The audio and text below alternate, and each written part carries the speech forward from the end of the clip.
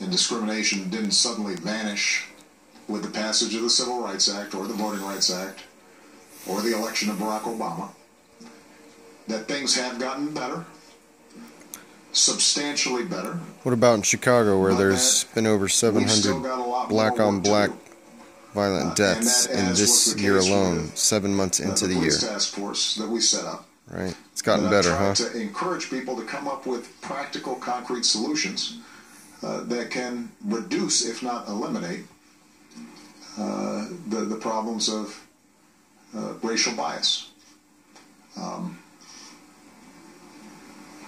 And if my voice has been true and positive, then my hope would be that it may not fix everything right away, but it surfaces problems, it frames them, it allows us to wrestle with these issues and try to come up with practical solutions, and that perspective may lead to continued improvement, so that not just Malia and Sasha, but their children can experience a country that is more just and more united and more equal. And that's not going to happen right away. And that's okay. You know, we plant seeds, and somebody else maybe sits under the shade of the tree that we planted.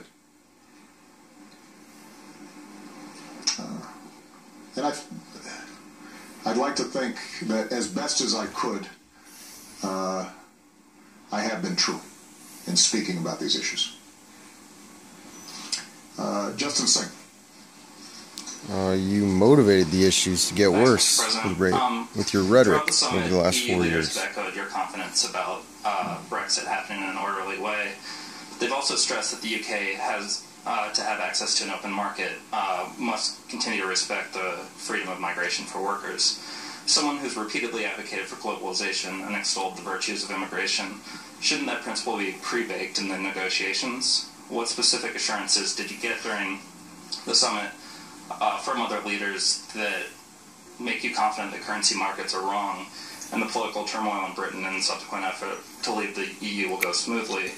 And finally, both you and Secretary Kerry have used "if" to describe Brexit, so I'm wondering if you see any way for the British people to put the toothpaste back in the tube on this issue. Sure.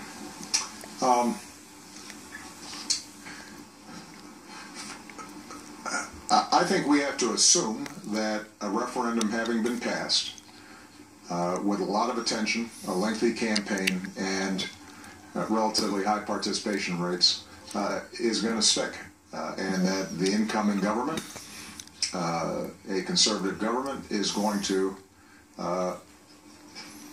invoke Article 50 and begin the process of negotiations. How that process unfolds, how the negotiations work, I think is going to be up to the parties involved. The main message I've had here is we are close friends, allies, commercial partners with the UK and with the EU. We will remain close friends, allies, partners,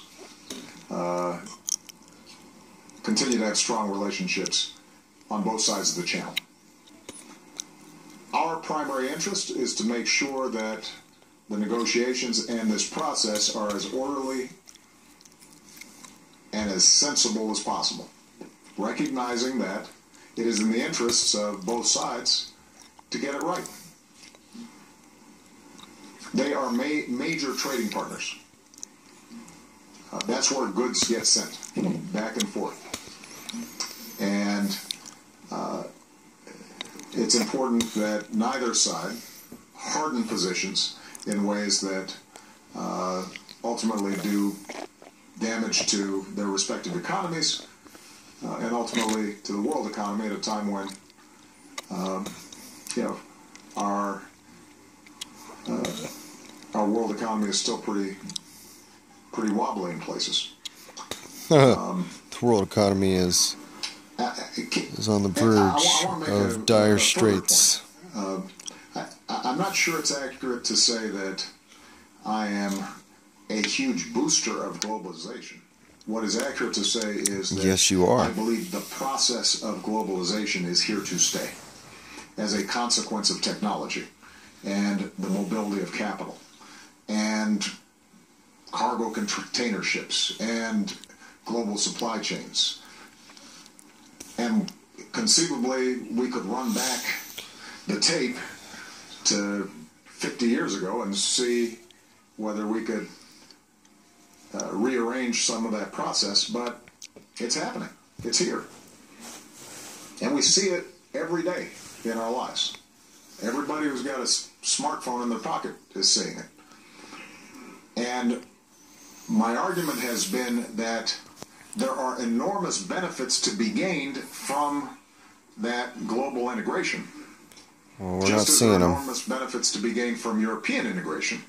We're seeing a middle economy we recognize that is with that integration, barely hanging there's on the danger of increased because the global economy has led to workers having less corporate inversion and leverage jobs being capital set overseas, having more Mr. President. leverage. What are you doing to stop that? Oh, It you're not threatens doing to leave anything. people behind. It's working. And if we don't You're take encouraging steps it. to make sure everybody can Having low participate in tariffs. that global integration, making Having sure that high corporate interest wages are high rates. enough, making sure that we rebuild the encouraging social it. compact so that Want to bring jobs back? Lower pensions and health care corporate interest are rates so that companies want to taken come care back of. Making sure to the that United States. Try that. communities are not completely abandoned when a factory leaves, and there's an economic plan for transition.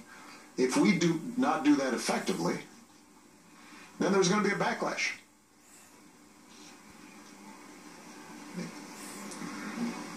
With respect to immigration, it is America's experience that immigration has been by far a net plus for our economic growth, our culture. Immigration is a big reason why we're having all these terrorist attacks in the United States.